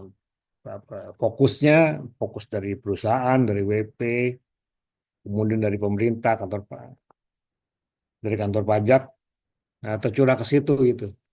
Jadi ini eh, serialnya pajak karbon ini belum belum ini lagi nih, belum belum tahu nih sebetulnya. Ini kapan mau akan diterapkan. Nah, kalau kita ngelihat dari yang undang-undang, peraturan pemerintah mungkin dan juga peraturan Menteri Keuangannya itu berlaku umum, Bu. Jadi saya nggak tahu ya nantinya akan ada pentahapan atau seperti apa yang mungkin ada yang mau didahulukan dulu seperti tadi nih yang banyak emisi karbonnya perusahaan energi atau industri atau manufaktur duluan gitu kan yang yang kira-kira potensi emisi karbonnya besar ya pendapatannya mungkin bisa jadi itu didahulukan dulu atau emang udah serempak cuma eh, yang saya lihat nih ya, harus siap dulu nih perangkatnya di kantor pajak. Nah, pertama aplikasinya. Soalnya saya kemarin sempat diskusi dengan teman-teman di kantor pajak bahwa ini kan arahnya udah digitalisasi gitu kan, semua pelaporan, semua aktivitasnya nanti otomatis yang dipakai adalah Kortek. Nah, Korteknya ini saya belum tahu nih untuk yang Nah, pajak karbon ini menunya di Kortek itu udah ada atau belum?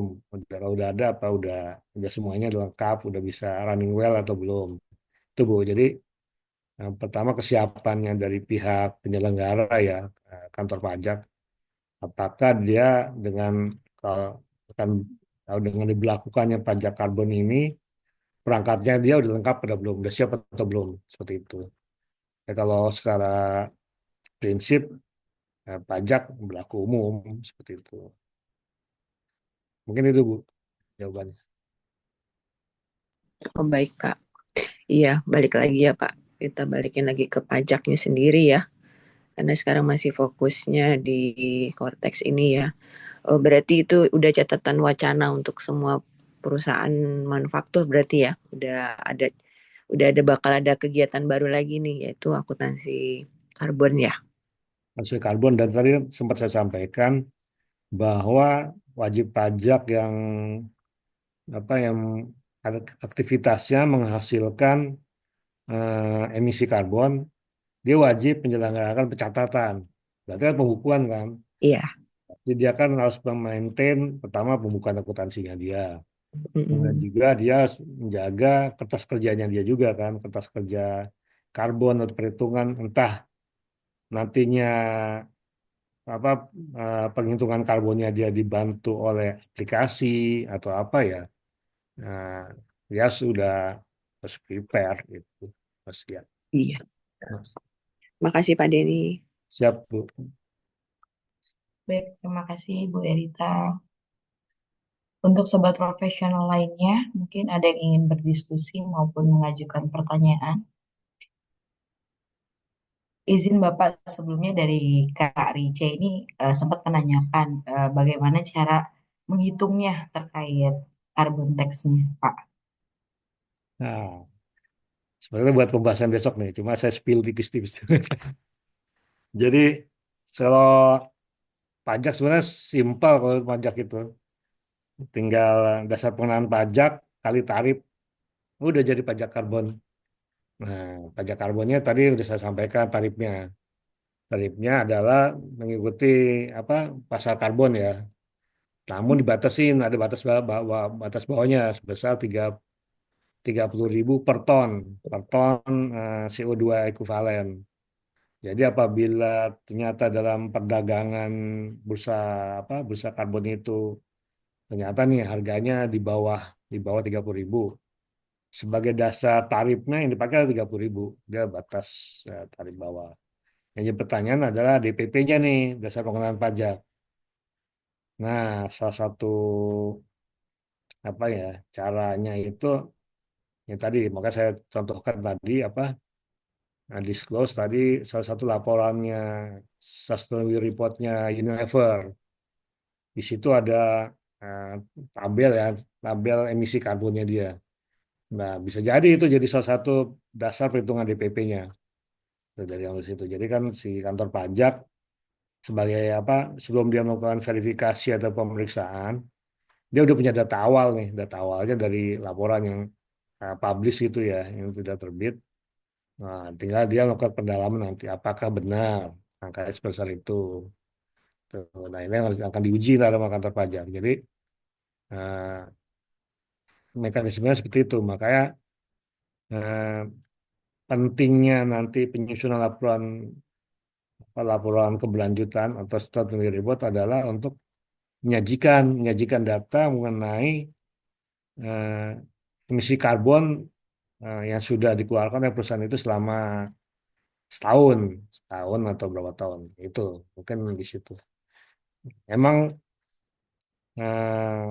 hitung-hitungannya sangat mekanis banget lah, teknis ya, teknis sekali untuk ya, perhitungan karbonnya itu. Itu mungkin itu yang bisa saya jawab. Baik, terima kasih Bapak. Untuk sobat profesional lainnya, kami persilakan. Kami masih Kak Rice mengetik di kolom chat, Pak. Terima kasih. Sama-sama Kak Rice. Baik untuk sobat profesional lainnya, apa ada yang ingin ditanyakan maupun didiskusikan? Kita masih memiliki waktu kurang lebih 20 menit.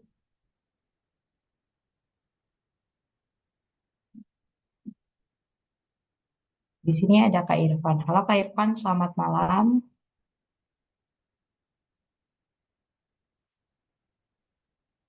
Mungkin ada yang ingin ditanyakan atau didiskusikan Kak Irfan.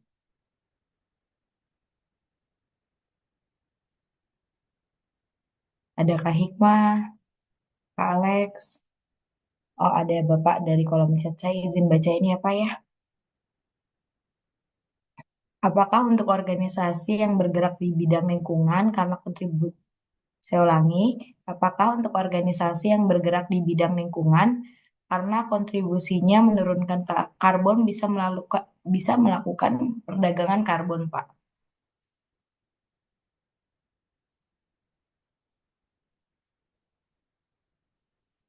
Saya ulangi sekali lagi apa ya?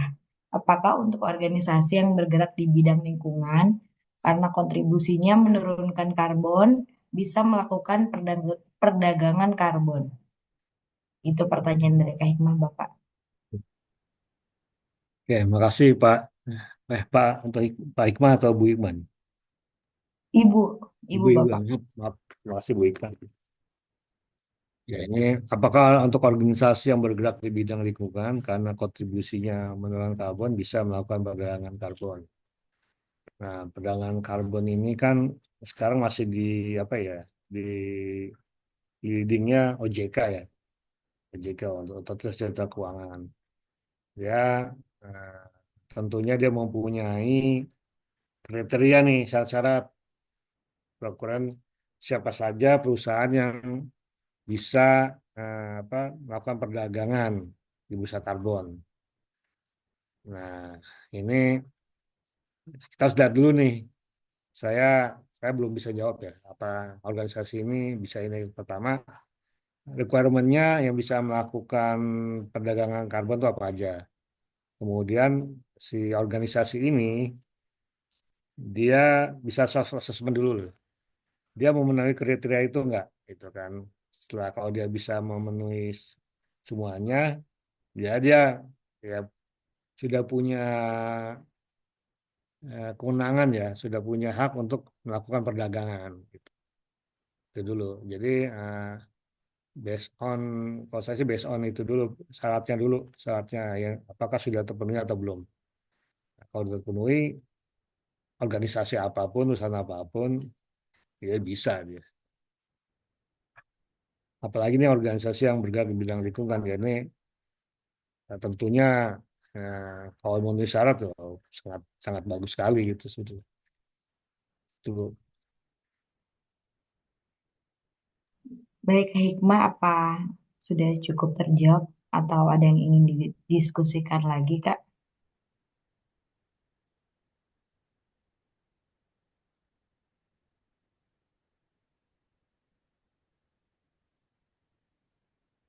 Baik, Pak. Terima kasih. Intinya memenuhi kriteria ya, Pak. ya Bu. Hmm, baik. Hmm. Untuk sobat profesional, apa ada yang ingin didiskusikan atau ditanyakan lagi? Kami persilahkan bisa melakukan diskusi maupun bertanya, baik secara langsung maupun menggunakan fitur chat yang tersedia.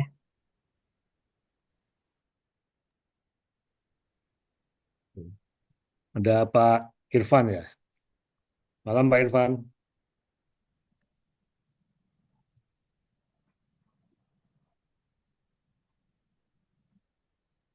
Malam, Kak Irfan.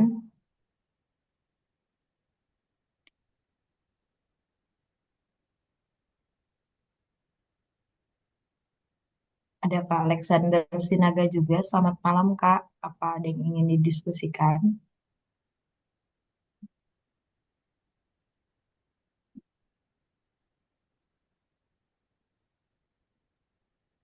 Malam Pak Alex.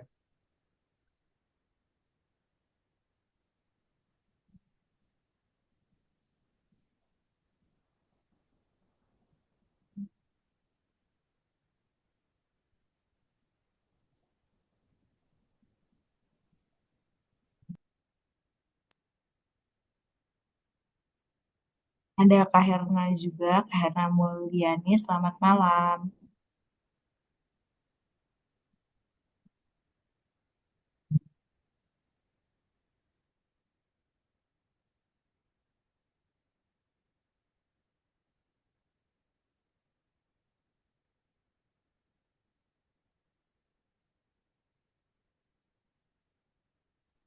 Baik, kami masih menunggu. Oh, ada Bapak dari Kak Alexander Sinaga. Saya izin bacakan ya, Pak ya. Bagaimana mekanisme pengukuran besar emisi karbon dilakukan? Apakah ada badan resmi yang diakui oleh negara untuk melakukan pengukuran emisi karbon tersebut? atau apakah harus ada sertifikasi yang dimiliki oleh entitas pengukur besar emisi karbon tersebut?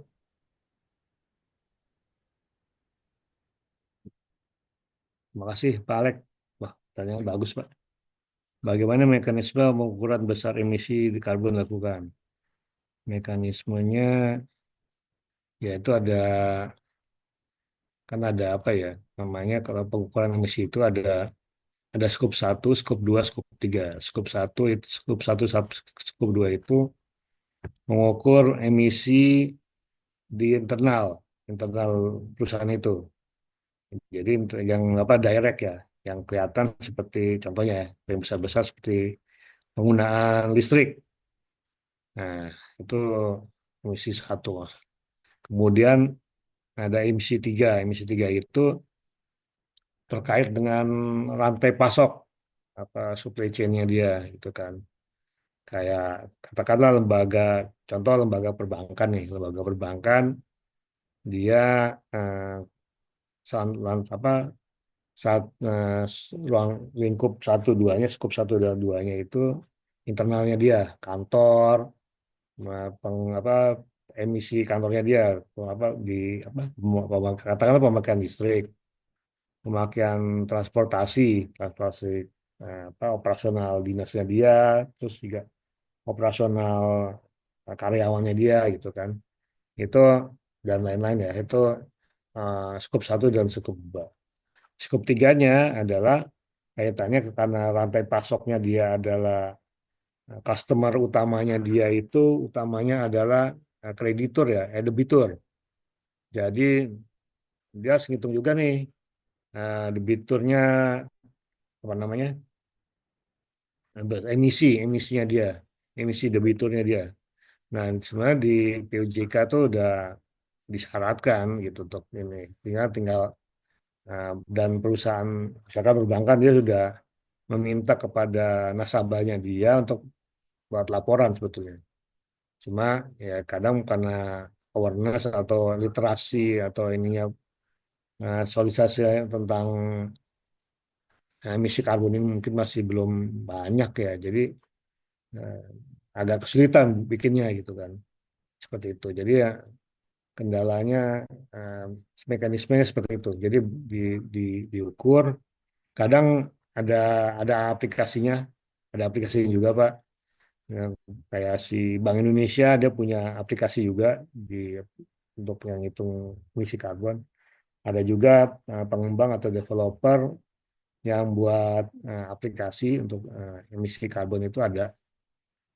Nah, kalau secara manual sebenarnya bisa agak agak ini ya, saya pikir agak rumit ngitungnya tuh, agak terlalu agak kompleks perhitungannya. Coba. Kemudian, apakah ada badan resmi yang diakui oleh negara untuk melakukan pengukuran emisi karbon? Hmm. Kalau setahu saya nih ada Kementerian SDM sama KLHK ya. Cuma saya terus terang eh, eh, belum belum tahu dia apa ada tugas fungsinya dia yang mewajibkan dia melakukan pengukuran emisi karbon itu. Saya mungkin dari teman-teman yang lain di sini mungkin bisa bantu ini ya, ngasih bantu masukan atau eh, atau apakah harus ada sertifikasi dan minimal entitas pengukur besar emisi karbon tersebut. Eh, Setahu saya ada sertifikasi untuk penyusunan penyusunan laporan apa namanya asesmen ya, untuk pertama untuk yang penyusunan laporan keberlanjutan. Nah, itu ada apa sertifikasinya CSRS. Satu lagi untuk asesor CSRA. Cuma setahu saya CSRA ini harus kerjasama dengan apa ya eh, lembaga pendidikan. Nah, itu buat mengukur apa asesmen laporan keberlanjutan. Cuma untuk yang mengukur besar emisi saya saya belum belum bisa jawab, Pak. Saya simpan dulu. Mungkin saya besok saya kalau ada jawabannya saya sampaikan ke Bapak. Mungkin ini, Pak, ini noted Pak, nah saya apa jadi PR buat saya. Oke, makasih Pak. Baik, terima kasih Pak Alex. Terima kasih juga Pak Dini atas jawabannya. Izin Bapak, mungkin saya izin tutup ya Bapak. Oke, baik. Mbak Mbak Dian, Mbak Dinda. Baik, sekali lagi saya ucapkan terima kasih banyak pada Bapak Denny Sulistyo atas pemaparan materi dan ilmu yang sangat bermanfaat. Kami juga mengucapkan terima kasih kepada seluruh peserta atas antusiasmenya dan partisipasi aktifnya dalam pelatihan malam ini. Bagi sobat profesional yang masih memiliki pertanyaan dan belum sempat terjawab, jangan khawatir, pertanyaan dapat diajukan kembali pada sesi esok hari. Baik, sebelum kita akhiri sesi ini, mari kita abadikan momen dengan melakukan sesi foto bersama. Kami mohon untuk seluruh peserta mengaktifkan kameranya masing-masing. Baik, kami tunggu peserta dimohon untuk mengaktifkan kameranya. Saya yang akan izin menghitung, mungkin baik Kak Alex. Mungkin yang lain bisa diaktifkan kameranya, Kak Irfan. Baik,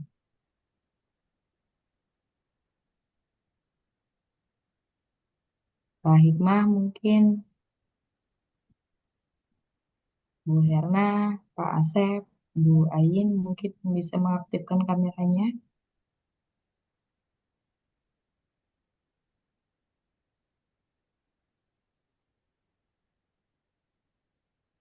Baik, kami masih menunggu mungkin sampai 21.25. Oh baik, Bu Herna sedang di jalan. Mungkin untuk Mas Nugi bisa, Kak Hikmah.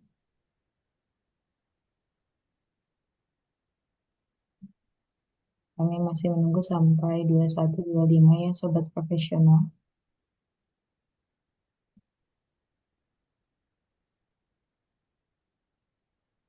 Baik.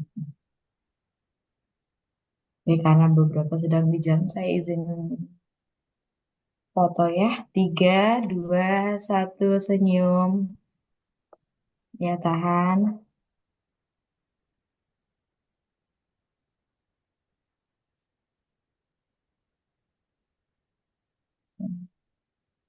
Baik, sekali lagi. 3, 2, 1, senyum.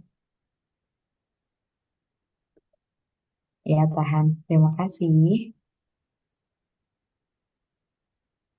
Baik, terima kasih. Sudah selesai sesi foto bersamanya. Kami ingin mengingatkan kepada sobat profesional untuk mengisi kuesioner pelatihan yang telah kami bagikan melalui tautan yang ada di grup WhatsApp. Masukan dari Bapak Ibu sangat penting bagi Muara Edu untuk meningkatkan kualitas pelatihan kami ke depannya. Saya izin mengingatkan kepada sobat profesional, pelatihan ini akan berlangsung selama 2 hari, jadi diharapkan sobat profesional dapat kembali mengikuti sesi training pada esok hari. Akhir kata, saya Dinda Aulia selaku moderator hari ini pamit undur diri. Mohon maaf apabila selama berlangsungnya training malam ini terdapat kekurangan dalam perkataan maupun tindakan yang tidak berkenan. Wabillahi wassalamualaikum warahmatullahi wabarakatuh. Salam sejahtera bagi kita semua dan sampai jumpa besok di training terakhir. Sampai Oke, jumpa sobat profesional. Terima kasih Terima atas kasih. Selamat malam. antusiasmenya.